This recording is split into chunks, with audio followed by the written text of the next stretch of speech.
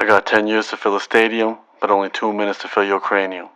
Humble the poet, signing in. I will not be voting for Hillary Clinton on Tuesday. Is it because you're Bernie or bust humble? No. Is it because you become disillusioned by the broken electoral system? Well, the system does suck, but no. Is it because you support Donald Trump? Hell no. I won't be voting for Hillary Clinton because I'm a Canadian and I can't vote.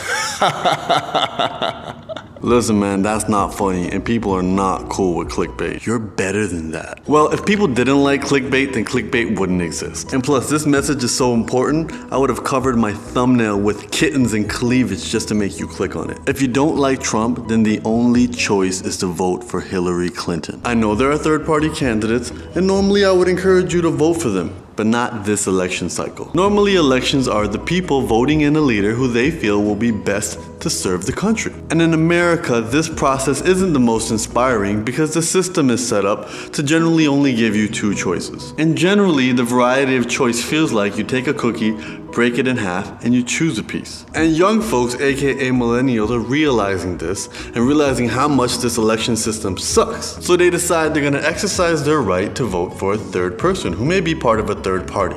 They know this person doesn't have a chance to win, but it can be a symbolic or a protest vote to let them know that they're not happy with a two-party system. And that's dope because I'm from Canada and we have three parties. And this has been a common practice and it's been okay, especially in previous elections. But not this time. Because the unfortunate truth this time around is if you don't vote for Hillary Clinton, then your vote will directly benefit Donald Trump. And a Donald Trump victory is gonna have an impact that a lot of people don't understand. You see, it's not simply about Muslims or Mexicans or walls or who controls the nuclear codes. It's about someone who doesn't want to serve their country, but instead he wants to be the boss of it. And that's not a president.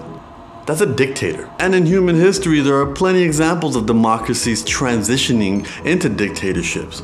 But unfortunately, that transition has rarely been pleasant or peaceful. And no, I am not predicting World War III if Trump wins. It will not be all doom and gloom. What I am saying is that a Trump presidency will set the United States and the world in a direction that we thought we left a long time ago. Make America great?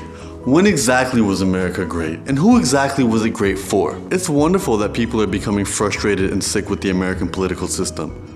It sucks. It's unnecessarily complicated and it's designed to make the average voter feel inconvenienced and insignificant in the system. And that's not an accident. The less the average voter understands and gets involved, then the more sleazy things politicians can do and get away with it. And Trump deserves a lot of credit for being able to tap into that frustration and getting people involved in the process. But again, the alternative that he's presenting will not benefit the average voter, let alone the average human being. And that's why everyone needs to care.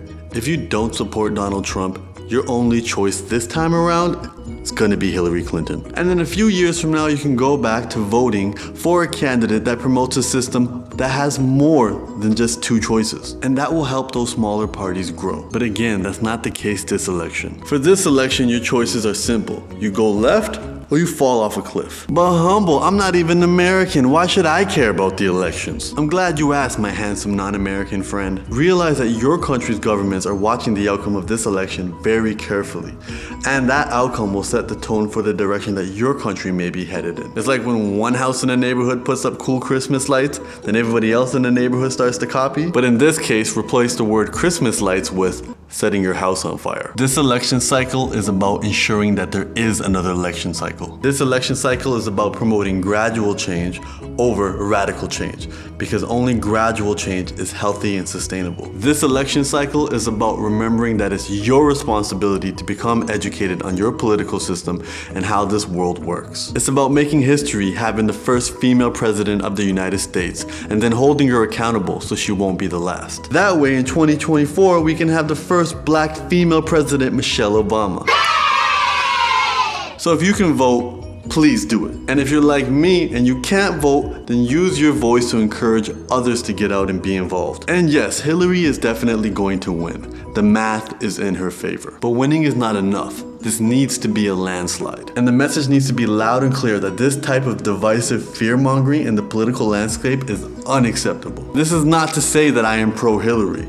but I am pro stopping Trump. So Jill Stein and Gary Johnson, I'm sorry homies.